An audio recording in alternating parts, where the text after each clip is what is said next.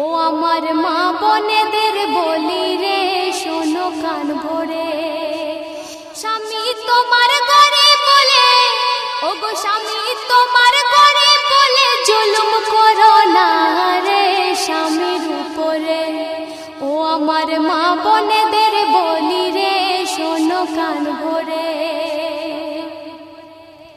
পৃথিবীতে অনেক রকম রয়েছে নারী, এক নারী স্বামীর প্রতি মুখ করেছে ভারী।